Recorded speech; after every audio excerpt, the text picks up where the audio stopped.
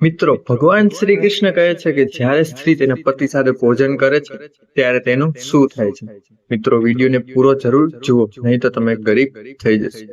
મિત્રો, એક વખત દેવી સત્યભામા ભગવાન શ્રી કૃષ્ણ પાસે આવે છે અને તેમને પૂછે છે કે હે ભગવાન, આજે મારા મનમાં એક શંકા ઉદ્ભવી રહી છે. કૃપા કરીને મારી આ શંકાનું નિરાકરણ અવશ્ય કરો. ભગવાન શ્રી કૃષ્ણ કહે છે, હે પ્રિયતમ, તમારા મનમાં જે પણ શંકા હોય તે સંકોચ વિના મને પૂછો. તમારી બધી શંકાઓનું નિરાકરણ કરવું એ મારી ફરજ છે. ત્યારે દેવી સત્યભામાએ કહ્યું, હે પ્રભુ, અમે ત્રણેય તમારી પત્નીઓ પહેલા તમને ખવડાવી છે અને પછી અમે ખાય છે. દરરોજ તમારી સેવા કરી છે, તમારા પગ દબાવી છે. પણ હે ભગવાન, પત્નીએ તેના પતિ સાથે ભોજન કરવું જોઈએ? શું આમ કરવું યોગ્ય છે? આ વિશે શાસ્ત્રો શું કહે છે? હે પ્રભુ, એવું કયું પાપ છે જે કરવાથી સ્ત્રી નરકમાં જાય છે? કૃપા કરીને મારી આ શંકાનું નિરાકરણ કરો. ત્યારે આ બધી વાત સાંભળીને ભગવાન શ્રી કૃષ્ણ કહે છે, હે સત્યભામા, આજે તમે સમસ્ત માનવજાતના કલ્યાણ માટે ખૂબ જ મહત્વપૂર્ણ પ્રશ્ન પૂછ્યો છે. હે સત્યભામા, આજે હું તમને રાણી સુદેવની વાર્તા કહું છું. આ પ્રાચીન વાર્તામાં તમને તમારા બધા પ્રશ્નોના જવાબો મળશે. તેથી આ વાર્તા તમે ધ્યાનથી સાંભળજો. મિત્રો, જે આ કથા ધ્યાનથી સાંભળે છે અને તેનો પ્રચાર કરે છે તે ક્યારેય નરકમાં જતો નથી. ત્યારે દેવી સત્યભામા કહે છે કે હે પ્રભુ, હું ચોક્કસપણે આ વાર્તા ધ્યાનથી સાંભળીશ. અને સત્યભામા કહે છે કે કૃપા કરીને મને આ વાર્તા કહો. ત્યારે ભગવાન શ્રી કૃષ્ણ કહે છે, હે સત્યભામા, પ્રાચીન સમયમાં અયોધ્યાપુરીમાં મહારાજ ઈવાક શાસન કરતા હતા. તેઓ ધર્મનું પાલન કરનાર સદાચારી અને અત્યંત સફળ સમ્રાટ હતા. તેના લગ્ન કાશીના રાજાની પુત્રી સુદેવ સાથે થયા. સુદેવ સત્યવ્રતને અનુસરવા વાળી સ્ત્રી હતી. તે ગુણવાન અને ચારિત્ર્યવાન પત્ની હતી. મહારાજે ઘણા યજ્ઞો અને પુણ્ય કાર્યો પણ કર્યા હતા. તેમણે મંદિરો પણ બનાવ્યા, તળાવો ખોદ્યા અને ઘણા બગીચાઓ બનાવ્યા અને ઋષિમુનિઓની રક્ષા માટે હંમેશા તત્પર રહેતા. તેઓએ ઘણા બધા આમ શુભ કાર્યો તેમના શહેરની પ્રજાઓ માટે કર્યા હતા. શહેરની નજીક એક ગાઢ જંગલ હતું. તે જંગલમાં એક ડુક્કર એટલે કે એક ભૂંડ તેની પત્ની અને પુત્રો સાથે રહેતું હતું. તે ડુક્કર ખૂબ જ વિશાળ અને ભયાનક કદનું હતું, જેના કારણે બધા ડરી ગયા હતા. તે ડુક્કરના ડરથી લોકો તે જંગલમાંથી પસાર થતા ડરતા હતા. પછી જ્યારે રાજા ઈવાકને આ વાતની ખબર પડી તો તેણે તે ભૂંડનો શિકાર કરવાનું વિચાર્યું. અને પછી એક દિવસ રાજા તેની પત્ની સુદેવ અને ઘણા સૈનિકો અને કૂતરાઓ સાથે તે જંગલમાં શિકાર કરવા ગયો. રાજા ખૂબ બહાદુર હતા અને તેણે ઘણા મોટા સિંહ અને રાક્ષસોને મારી નાખ્યા હતા. એટલા માટે તે આ ભયંકર ભૂંડથી શહેરના લોકોને બચાવવા તે ભૂંડનો શિકાર કરવા જંગલમાં આવ્યા હતા. જ્યારે તે ભયંકર ભૂંડે રાજાને જંગલ તરફ આવતા જોયા ત્યારે ભૂંડે તેની પત્નીને કહ્યું, હે પ્રિય, જુઓ, આ કૌશલ દેશના મહાન રાજા ઈવાક છે. તે ખૂબ શક્તિશાળી અને ખૂબ તેજસ્વી છે અને મારો શિકાર કરવા પણ અહીંયા આવ્યા છે. જો હું તેને યુદ્ધમાં હરાવીશ અને જો તે મને મારી નાખશે તો હું આ ડુક્કરના જન્મથી મુક્ત થઈશ અને ભગવાન વિષ્ણુ જગતમાં જઈશ. મારા પાછલા જન્મના પાપોમાંથી મુક્ત થવાનો સમય આવી ગયો છે. જ્યારે રાજાના બાણ મારા શરીરને ઘા કરશે ત્યારે દરેક બાણથી મારા પૂર્વજન્મના પાપો નાશ પામશે. મારા પૂર્વજન્મોના પાપોમાંથી મને મુક્તિ મળશે. ત્યારે તે ડુક્કરની પત્ની કહેવા માંડે છે કે હે પ્રભુ, તમારી બહાદુરી અને હિંમતને કારણે જ અમારા બાળકો આ જંગલમાં નિર્ભયપણે ફરે છે, કોમળ ફૂલો ખાય છે અને તમારા કારણે તેમને સિંહ, શિયાળ વગેરે જંગલી પ્રાણીઓનો ડર નથી રહેતો, કારણ કે તમે જ તેમની રક્ષા કરો છો. તમારું ઉગ્ર સ્વરૂપ જોઈને કોઈ શિકારી આ જંગલમાં અમારો શિકાર કરવા નથી આવતો. જો તમે મરી જશો તો મારી અને આપણા પુત્રોનું રક્ષણ કોણ કરશે? તમારા વિના અમે લાચાર બની જઈશું. મારા પતિ વિના મારું શું થશે? શ્રેષ્ઠ સોનાના આભૂષણો અને વસ્ત્રો પહેર્યા પછી પણ કોઈ સ્ત્રી તેના પતિ વિના સુંદર દેખાતી નથી. પતિના કારણે જ સ્ત્રીનું સૌંદર્ય અને કૃપા પ્રાપ્ત થાય છે. તમારા વિના મારું જીવન પણ બરબાદ થઈ જશે. હે પ્રભુ, હું તમને સત્ય કહું છું, ભલે મને તમારી સાથે નરકમાં ધકેલી દેવામાં આવે તો પણ હું તમારી સાથે ખુશીથી આવી જઈશ. તેથી જ તમે રાજાની આગળ જતા નહીં. તમે પણ અમારી સાથે પર્વતની ગુફામાં આવો. આપણે ત્યાં ગુપ્ત રીતે બેસીશું. તમે જીવવાની તમારી ઈચ્છા છોડી દો છો અને તમારી પત્ની અને પુત્રને એકલા છોડી રહ્યા છો. આનાથી તમને શું ફાયદો થશે? ત્યારે આ બધી વાત સાંભળીને અને પોતાની પત્નીની ચિંતાને જોઈને ડુક્કર કહે છે કે હે પ્રિય, તું બહાદુરનો ધર્મ જાણતી નથી, તેથી જ તું આવું બોલે છે. જો શત્રુ બહાદુર માણસને પડકારી રહ્યો હોય અને તેને યુદ્ધ માટે આમંત્રણ આપી રહ્યો હોય તો બહાદુર માણસે લોભ અને ડરથી કાયરની જેમ ભાગવું જોઈએ નહીં. આવા માણસને 100 યુગો સુધી કુંભી પાકના નરકમાં મૂકીને રાંધવામાં આવે છે. જો કોઈ બહાદુર માણસ દુશ્મનનો સામનો કરે છે અને લડતા લડતા શહીદ થાય છે તો મૃત્યુ પછી તેને દેવી દુનિયામાં લઈ જવામાં આવે છે. આજે મહારાજ ઈવાક અમારી સાથે લડવા આવ્યા છે. તેઓ અમારા અતિથિ છે અને કોઈ મહેમાનનો અનાદર ના કરવો જોઈએ. મહેમાનનો અનાદર કરવો એ ભગવાન વિષ્ણુનું અપમાન કર્યાને બરાબર છે. તેથી તેમની સાથે યુદ્ધ કરવું એ મારી ફરજ છે. આ બધી વાત સાંભળીને ત્યારે ડુક્કર ની પત્ની કહે છે, હે પ્રાણનાથ, તે ઠીક છે. જો તમારે રાજા સાથે યુદ્ધ કરવું હોય તો હું પણ તમારી સાથે રહીશ અને તમારી બહાદુરી જોઈશ. આટલું કહીને ભૂંડની પત્નીએ તેના પુત્રોને બોલાવ્યા અને તેમને કહ્યું, હે પુત્રો, મારી વાત ધ્યાનથી સાંભળો. આજે યુદ્ધના મેદાનમાં મહેમાનો આવ્યા છે. તમારા પિતા તેમનું સ્વાગત કરીને તેમની સાથે યુદ્ધ કરવા જઈ રહ્યા છે અને હું પણ તેમની સાથે જઈ રહી છું. તમે તમારા ભાઈઓ સાથે પર્વતની ગુફામાં સંતાઈ જાઓ. મહારાજા ઈવાક ખૂબ જ બળવાન છે, તેથી તમે લોકો અહીંથી ભાગી જાઓ અને તમારો જીવ બચાવી લો. પછી તે ભૂંડ માતાના નાના પુત્ર બોલવા લાગ્યા, હે માતા, જે પુત્રો પોતાના માતા પિતાને મુશ્કેલીમાં મૂકીને ભાગી જાય છે તે મહાન પાપી છે. તેઓને ભયંકર નરકમાં ધકેલી દેવામાં આવે છે. તેથી હે માતા, અમે તમને છોડીશું નહીં. પછી ભૂંડ, તેની પત્ની અને તેના બાળકો બધા યુદ્ધ માટે તૈયાર થાય છે અને યુદ્ધના મેદાન તરફ પ્રયાણ કરે છે. બધા નાના ડુક્કર તેમના પિતા અને માતાને ચારે બાજુથી બચાવવાનું શરૂ કરે છે. બીજી તરફ રાજા ઈવાક તેની સેના સાથે તે સ્થાને આવે છે અને તેની સામે ભૂંડોનો ઉભેલા જોઈને તે ઘણા બહાદુર યોદ્ધાઓને ભૂંડનો શિકાર કરવા આગળ મોકલે છે.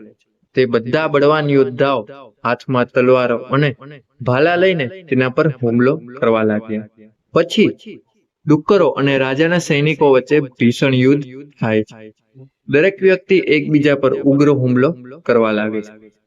ડુક્કર તેમના દાંત વડે માથા પર હુમલો કરે છે. સૈનિકો તેમના ભાલા વડે ભૂંડને મારવાનું શરૂ કરે છે. આ યુદ્ધમાં ઘણા ભૂંડ માર્યા ગયા, ઘણા ઘાયલ થયા અને મહારાજાના ઘણા સૈનિકો પણ માર્યા ગયા અને તે પણ ઘાયલ થયા. હવે માત્ર ડુક્કર, તેની પત્ની અને તેના 5-7 પુત્રો જ બચ્યા હતા. પોતાના બધા પુત્રોને મરેલા જોઈને ડુક્કરની પત્ની ગભરાઈ ગઈ અને તેણે પોતાના પતિને એટલે કે ડુક્કરને કહ્યું, હે સ્વામી, મને અને આ બાળકોને અહીંથી લઈ જાઓ, નહીં તો આપણું કુળ નાશ પામશે. આ વાત સાંભળીને તેના પતિ ડુક્કર કહેવા માંડે છે કે હે પ્રિય, ડુક્કર 2 સિંહોની વચ્ચે બેસીને પાણી પી શકે છે, પરંતુ સિંહ 2 ભૂંડની વચ્ચે બેસીને પાણી પી શકતો નથી. આવી શક્તિ ડુક્કરની પ્રજાતિમાં જોવા મળે છે. આ કારણે દરેક વ્યક્તિ ભૂંડથી ડરે છે. જો હું આ સમયે મૃત્યુના ડરથી ભાગીશ તો મારી ડુક્કર જાતિની ખ્યાતિ નાશ પામશે. માટે હે પ્રિય, તમે અમારા બાળકોને લઈને અહીંથી ચાલ્યા જાઓ અને સુખી જીવન જીવો. આ સાંભળીને ડુક્કરની પત્નીએ તેમને કહ્યું, હે સ્વામી, હું તમને ખૂબ પ્રેમ કરું છું. હું તમારા પ્રત્યેના મારા મોહમાંથી મારી જાતને ક્યારે મુક્ત કરી શકીશ નહીં. એટલા માટે હું મારા પુત્રો સહિત તમારા માટે મારું જીવન બલિદાન આપીશ, પણ તમને એકલા નહીં છોડીશ. પછી ભૂંડ અને તેની પત્ની બંને રાજા સામે લડવા આગળ આવે છે. ભૂંડ જોરથી ગર્જના કરે છે અને રાજાને લડવા માટે પલકા લલકારે છે. ભૂંડ તેની સામે આવતા બહાદુર યોદ્ધાઓને તેના દાંત વડે સ્ટ્રોની જેમ દૂર ફેંકવા લાગે છે. પોતાના સૈનિકોને મરતા જોઈને રાજા ખૂબ જ ગુસ્સે થાય છે અને ધનુષ્ય બહાર કાઢીને ડુક્કર પર જોરથી હુમલો કરે છે. રાજાનું ધનુષ્ય તેને એકવાર જોરથી અથડાવે છે. તે ખૂબ જ ઝડપે ડુક્કરના શરીરમાં પ્રવેશે છે અને ડુક્કર જમીન પર પડી જાય છે. ત્યારબાદ રાજા તેના પર હુમલો કરે છે અને ભૂંડને મારી નાખે છે. ડુક્કરનું મૃત્યુ થતાં જ તેનો આત્મા શરીર છોડીને ભગવાન શ્રી વિષ્ણુની દુનિયામાં જાય છે. ત્યારબાદ રાજાના સૈનિકો તેની પત્નીને મારવા હાથમાં ભાલા લઈને ડુક્કર તરફ આગળ વધવા લાગે છે. ડુક્કરની પત્ની તેના બાળકોની સામે ઊભી રહે છે અને તેમને કહે છે, બાળકો, જ્યારે હું અહીં ઊભી છું, તમે અહીંથી ત્યાં સુધીમાં ભાગી જાઓ. ડુક્કરનો મોટો દીકરો કહે છે, હે માતા, હું મારા જીવના ડરથી તમને મૃત્યુ પામીને કેવી રીતે ભાગી શકું? જો હું આવું કરીશ તો તે મારા માટે શ્રાપ હશે. હું યુદ્ધમાં દુશ્મનને હરાવીશ. તમે પુત્રો સાથે અહીંથી ચાલ્યા જાઓ. ત્યારે ડુક્કરની પત્ની કહે છે, હે પુત્ર, હું તને એકલો કેવી રીતે છોડી શકું? આ બધી વાર્તાલાપ દરમિયાન રાજાના સૈનિકો તે ભૂંડની નજીક આવે છે અને તેમના પર હુમલો કરવાનું શરૂ કરી દે છે. ભૂંડનો મોટો દીકરો ભીષણ યુદ્ધ લડે છે અને ઘણા સૈનિકોને મારી નાખે છે. ત્યારબાદ રાજા આગળ આવે છે અને ડુક્કરના મોટા પુત્રને પણ મારી નાખે છે. પોતાના પુત્રને મૃત જોઈને ડુક્કરની પત્ની ખૂબ જ ગુસ્સે થઈ જાય છે અને ઉગ્ર હુમલો કરવા લાગે છે. તે રાજાના ઘણા સૈનિકોને પણ મારી નાખે છે. રાણી સુદેવ આ ઘટના જોઈ રહી હતી. પછી તે રાજાને કહે છે, હે રાજા, તે ડુક્કરની પત્ની તમારા સૈનિકોને મારી રહી છે. તમે આગળ જઈને તમે કેમ તેને મારી નથી નાખતા? ત્યાર આ વાત સાંભળીને રાજા કહે છે કે, હે પ્રિય, તે સ્ત્રી છે, તેથી હું પોતે તે ડુક્કરની પત્નીને મારી રહ્યો નથી અને તેને મારવા માટે કોઈને મોકલતો નથી. મારી સ્ત્રીની હત્યા કરવાનો મારો કોઈ ઈરાદો નથી.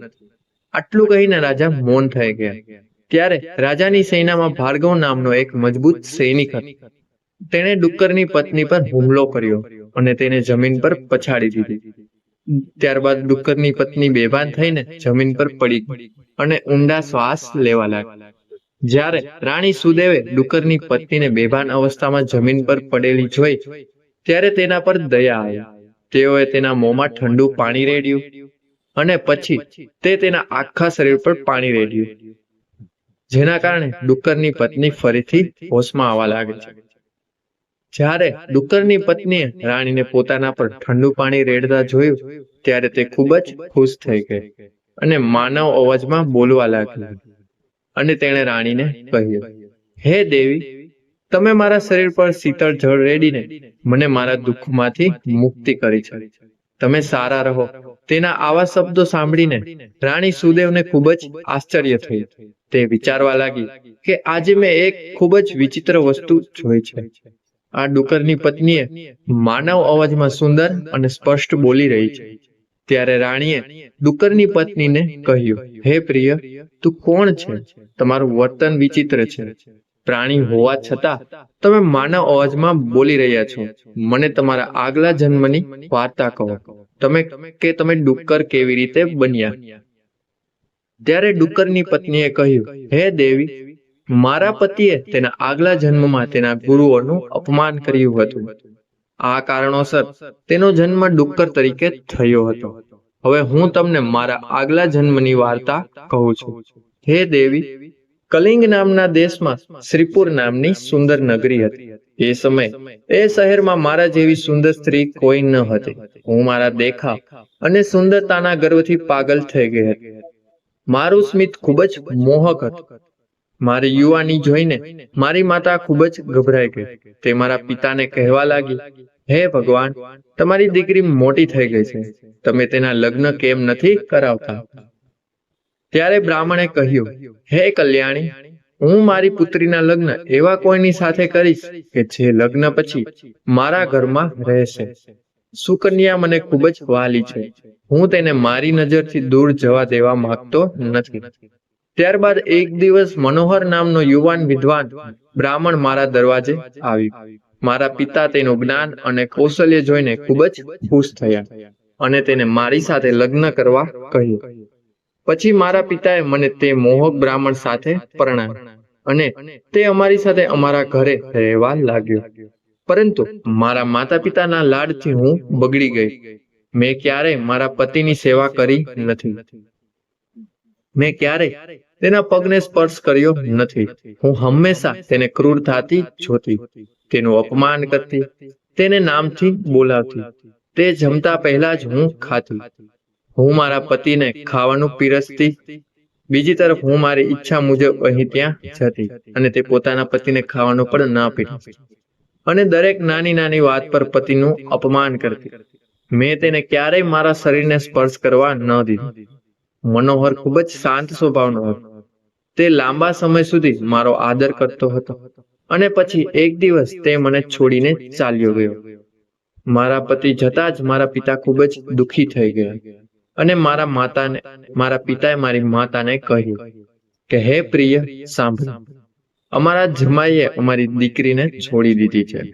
અમારા જમાઈ વિદ્વાન હતા. મને કેવી રીતે ખબર પડી કે અમારી પુત્રી સુકન્યા દુષ્ટ હશે અને કુળનો નાશ કરશે? ત્યારે મારી માતાએ કહ્યું, સ્વામી, તમારા લાડથી આપણી પુત્રી બગડી ગઈ છે. તમારે તેને સાચો માર્ગ પર પાછા લાવવા માટે કંઈક કરવું પડશે. પિતાના ઘરે રહેતી છોકરી દુષ્ટ બને છે, તેથી જ દીકરીને ક્યારેય ઘરમાં ન રાખવી જોઈએ. તેને તેના પતિ સાથે જ રાખવી જોઈએ. આપણી દીકરી ખૂબ જ દુષ્ટ અને પાપી છે. તમારે તેનો ત્યાગ કરીને તેના પતિ પાસે મોકલી દેવી જોઈએ.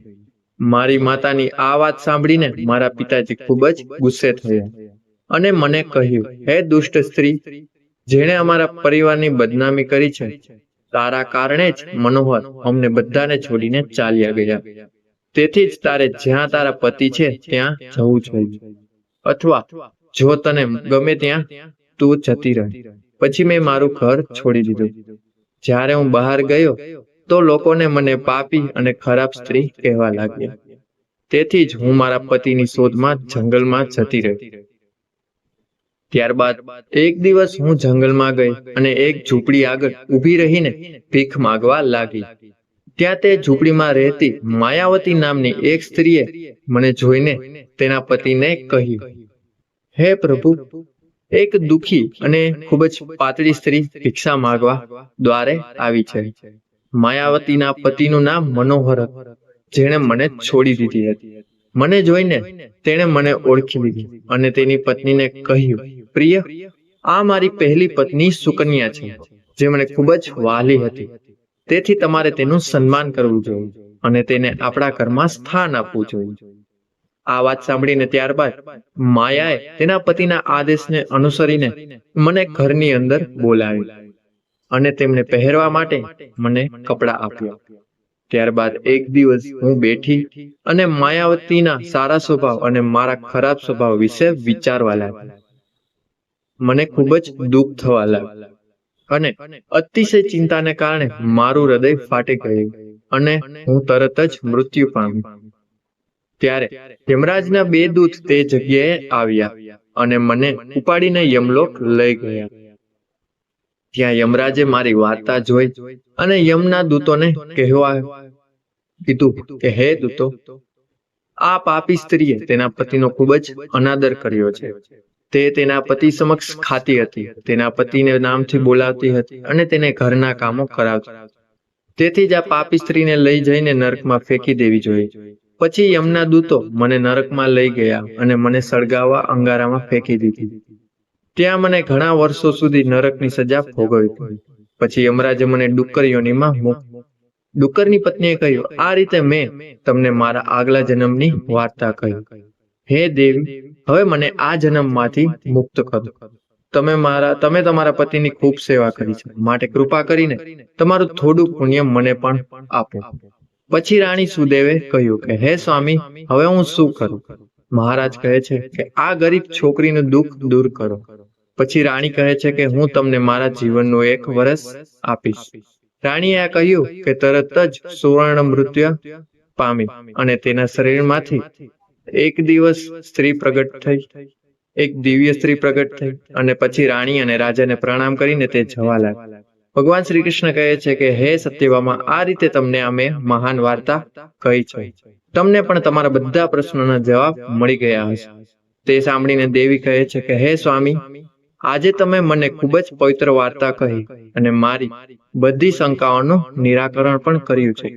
તો મિત્રો, આ વિડીયો તમને કેવો લાગે તે કોમેન્ટ બોક્સમાં જરૂર બતાવજો.